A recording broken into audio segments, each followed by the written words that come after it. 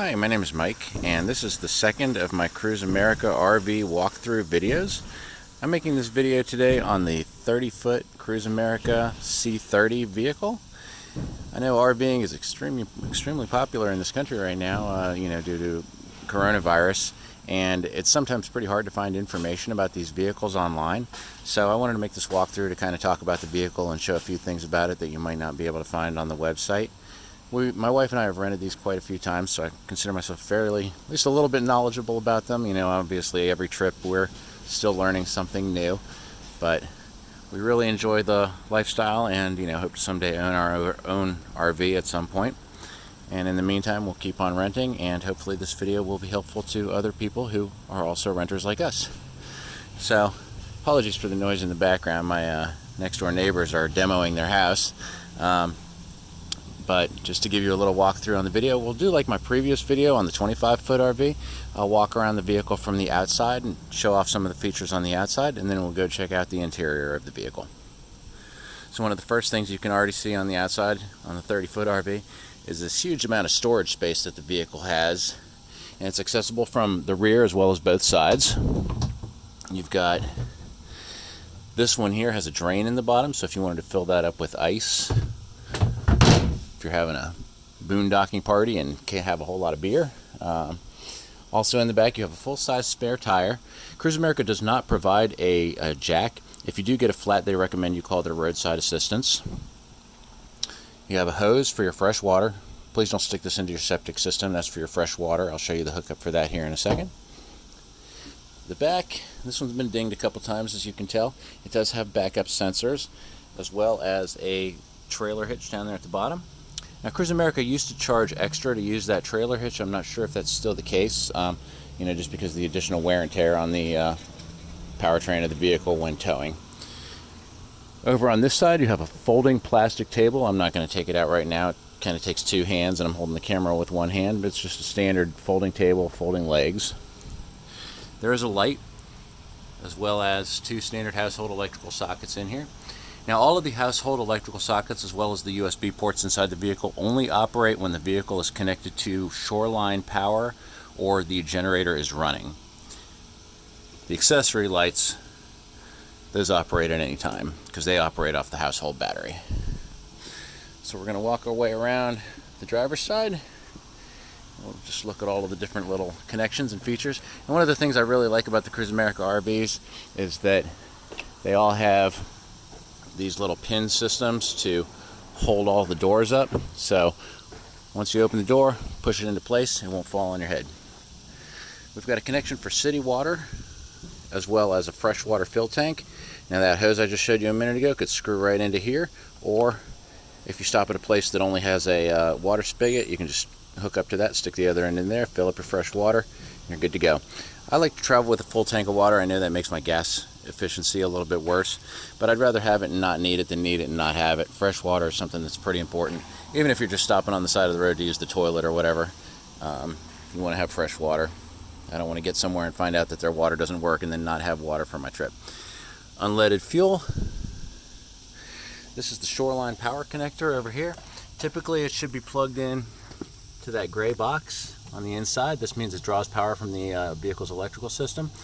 When you're parked at a campsite that has 30 amp outlets or a home, you would just unplug that and plug that in directly. This will allow you to run the vehicle air conditioner and microwave and the outlets that I talked about a minute ago. You also have a 30 to 20 outlet adapter. Using this is fine if all you have is a 20 amp outlet. Just be aware that you can't run the microwave and the air conditioning at the same time. You probably can't run the air conditioning at all on a 20 amp circuit. Down here you have the vehicle drain. Now, the gray and the black tanks and the cap are both pulled off at this time. That's because I'm about to return the vehicle. Obviously you would want those closed typically, and then just open them when you're draining out the two tanks. There's a hose up here. It's stored under the body of the vehicle, and it's probably about 10 or 15 feet long. It's all stored inside of there right now. Next is the compartment with the vehicle household battery. The 4,000 watt generator under here. Now, Just like with any small engine, Cruise America does recommend that you check the oil in this periodically while using it. It draws from your vehicle fuel tank, runs on regular gasoline, and it has a safety feature so that it won't turn on if your vehicle fuel tank is too low. The exhaust is right there. Be careful when running this. I recommend not opening this window when running the generator. You just don't want fumes to get inside the cabin. And also, please be courteous of other campers. Don't run the generator during quiet hours at a campsite. From the front, it's a Ford E450 Super Duty chassis, just like the Ford Van Series. And the nice thing about that is that any Ford dealership can service it if you have any mechanical issues. You don't need to take it to a specialized heavy-duty fleet truck dealership. Use a standard Ford oil, windshield wipers, headlights. Everything on the front is just a standard as a Ford E450 van. Over here on the passenger side, you've got some additional cargo space. This is your shutoff for your propane. Now typically you want that on all the time. The fridge runs on propane if you're not hooked to Shoreline power, and this will help you cool off the items in your fridge. There are some states that require you to turn off the propane when, for example, filling up the gasoline tank. Above is the vent for the fridge. That's the back of the fridge. Actually, let me just walk around one more time. There was one more thing I didn't show off on the driver's side. Also over here, I walked right past them. We have the vent for the water heater and the vent for the household furnace. I've honestly never used the household furnace. My understanding, it can draw your propane or your electric quite quickly. Like I said, I've never used it. I've never been anywhere cold enough to need it. I feel like these vehicles stay pretty warm on the inside. So let's come back around. We're going to walk inside the vehicle here in a minute. Wanted to show off this door. So it's a dual screen door and a solid door. And just like the storage compartments, it's got a latch to hold it in place. So one thing I really like about this is that you can separate the screen from the main door itself. So then now we have just a screen door, and it's got this slide here. My wife and I use this a lot to, for example, if I'm outside cooking something on the fire and she's inside preparing something in the kitchen, she can just pass it out to me. This, prevents so many bugs from getting into the interior of the vehicle. Slide it closed. Lift that. Over here on the back of the door, you have a door lock and a deadbolt as well. We had some problems with ours. The deadbolt was sticking. It probably just needs a little WD-40. One of the things I've noticed right now is just because of the popularity of RVing due to the coronavirus, it seems like Cruise America does not have the time to perform some of the general maintenance and inspections on these vehicles that they might normally do. We've never had a mechanical problem before any of the times we've rented. So, having a few small things wrong on this one was a first for us. But again, I think it's just due to the nature of the industry. They're cycling these RVs through so fast, they don't have time to do the general maintenance checks. So just something to be aware of. You might want to spend a few extra minutes with your salesperson, just checking out all of the vehicle's systems prior to departure. So walking into the vehicle, you've got a couple switches. One of these is for the exterior light right up here, and we can actually turn that on, as well as some floor lights around the interior of the vehicle. Now again, all of these lights operate off the vehicle's built-in household battery, so you don't need to be hooked up to Shoreline or have the generator running for any of those. You can see them throughout the cabin of the vehicle. They're dual stage lights. One flick of the switch turns on one half, the second push turns on both halves to make it a little brighter. And these lights are all over the place. I don't even have all of them on. There's one under that cabinet. There's one under that cabinet. You can see there's one under the sink. There's one in the bathroom. There's one up here for somebody staying in the overhead bunk. So just tons of lights, outlets all over the place. For example, you can see there's a couple household outlets right up there. There's household outlets with USB right behind the bench. There's more behind the sink. There's more in the bedroom. So plenty of places to plug in. Just remember that all of the household style electrical outlets do not work unless the vehicle is plugged into Shoreline power or the generator is running. Again, same thing with the microwave. You see the display is not lit. That's because the generator is not on and I'm not plugged into Shoreline. Air conditioner controls right up here at the top. Let's turn around again for a minute and I'll show you the features of the cab. So again, standard Ford E450 series cab. Power windows, power locks.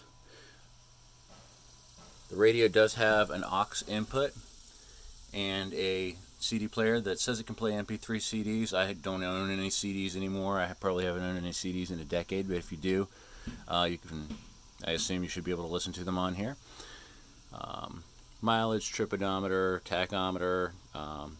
If I were to start it up, you'd see all the normal gauges there on the dashboard: oil pressure, fuel, water temperature, cruise control.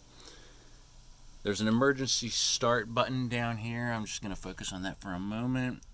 That's if you're running into problems with your battery being almost dead. It draws additional power, I believe, from the household battery to crank the engine. I love the amount of storage right here, all of the cup holders. Honestly, we used a lot of these for bottles of hand sanitizer on this most recent trip, again, just due to coronavirus. Can't be too careful. You know, we did spray and wipe everything down when we got in here. I know Cruise America cleans it, but we just wanted to do our own little cleaning when we checked out. Also, throughout the vehicle, you've got roof vents. These are operated with the handle here. You just pull it towards you, ratchet it. Be careful if you're parked on a hill, which way those vents are open. We did notice a little bit of water come in at one point during our trip. We were on a downhill slope and it was raining really hard. Normally that shouldn't be a problem. So again, looking through the cabin, you've probably already seen it in the background. It's just a ton of storage in this vehicle. You've got huge cabinets on both sides. You've got a full size, you've got a long couch. It's probably 5.5 feet. I know the Cruise America website lists the exact specifications. Couch folds down into a bed. Dinette folds down into a bed. And then you have the overhead bunk up here. So technically this sleeps up to 7, but I feel like this would be extremely crowded with 7 people in it. When we travel, it's just me, my wife, and our dog, so this is plenty of space for us. You've got a broom back there. Windows, all of the windows open. They also have these blackout sliding curtains. So when these are closed, it does get quite dark in here. The only things that still let in light are those rooftop vents I just showed you. 3-burner gas stove. We've only used this a couple times, but we tend to do most of our cooking outside. It does have a vent and a hood light, and there's the vents outside. Microwave with a rotating plate. Nice deep basin sink. And you can see very deep storage compartments.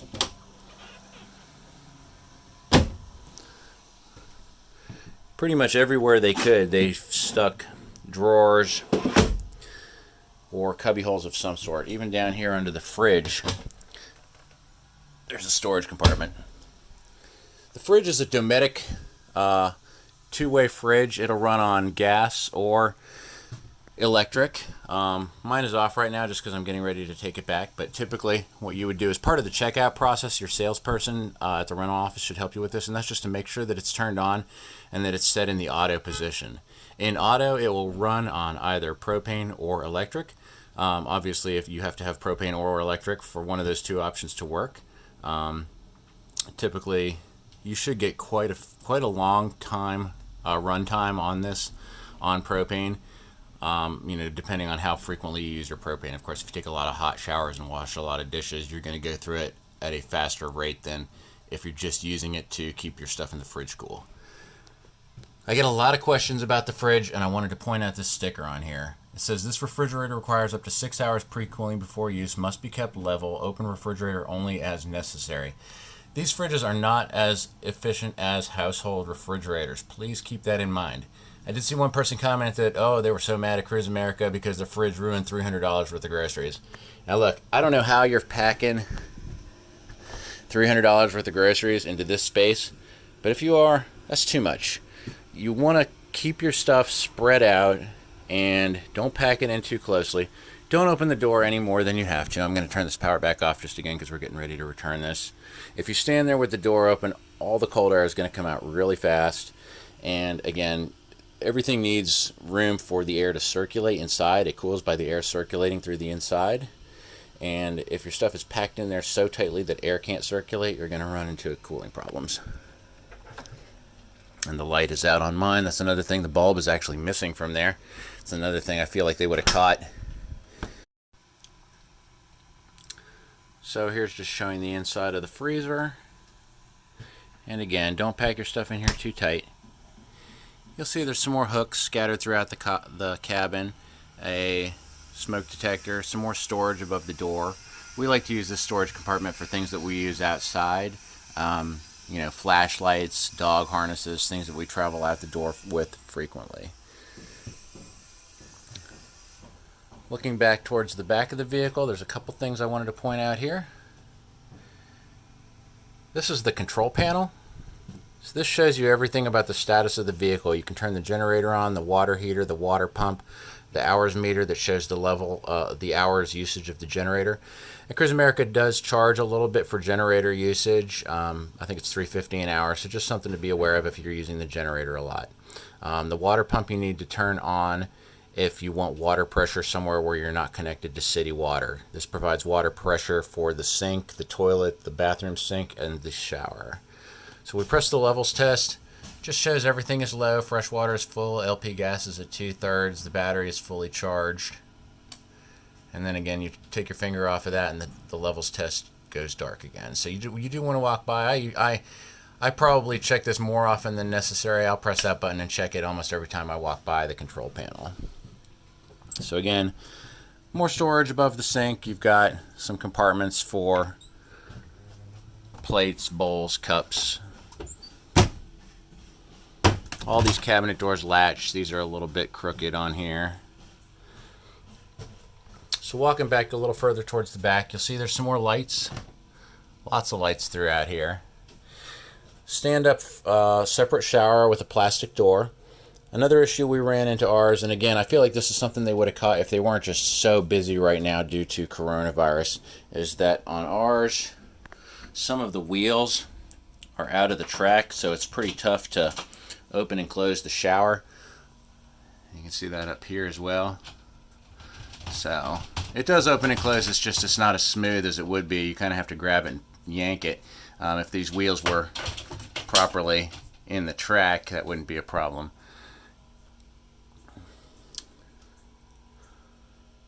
The shower does have a skylight directly above it. That's one of the things in the 25-foot RV. The skylight is off-center, so it can be difficult for tall people to stand up in here. Having the skylight centered on this vehicle does provide a bit more headroom, although I feel like the shower is narrower. Also on the 25-foot RV, the shower only has a curtain, which kind of tends to get a little bit grimy. I like the solid doors. I feel like it's cleaner. So turning around, we're going to just take a quick peek inside the bathroom. And you'll see we've got sink, medicine cabinet, and again, there's a ton of storage in here. You've got shelves, cabinets. Under sink, there's a little bit of space to stick stuff under there. This is a foot pump operated sink with there's the pump, the foot operator right there.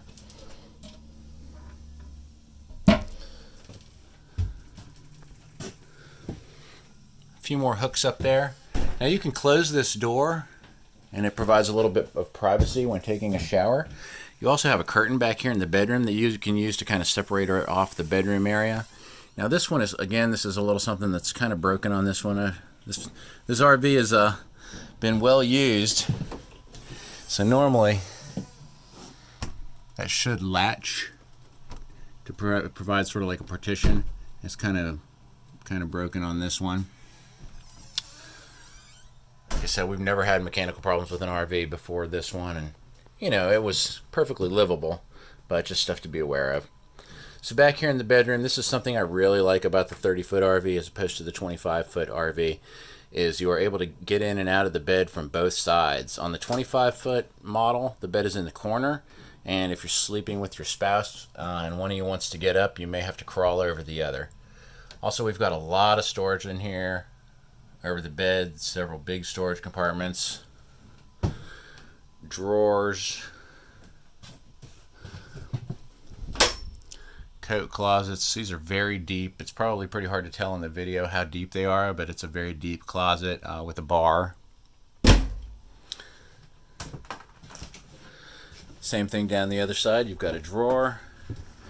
The switches on the side are for the little reading lights. Another closet, slightly smaller. This is the man's closet here, I guess. A little smaller. You've also got some USB and power outlets down there on the side. Now, they're only on one side of the bed, so I don't know why. I guess they figure the person sleeping on the other side doesn't need to use a phone or charge anything, but hopefully in future years they will update that to include outlets on both sides of the bed, just because everybody, I think, in the world has a smartphone and various electrical accessories.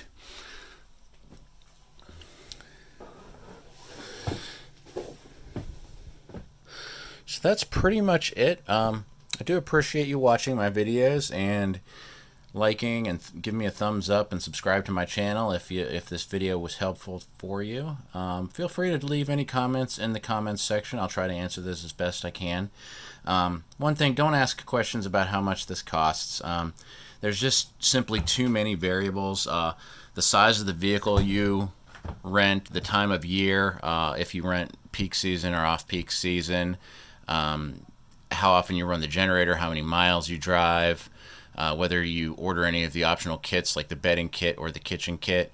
I like to compare it to the price, basically the price of a nice hotel room. I think is a pretty comparable price, with the bonus that you do get your own full kitchen and your own private bathroom, and you can bring your pets. You know, we love to camp with our dog.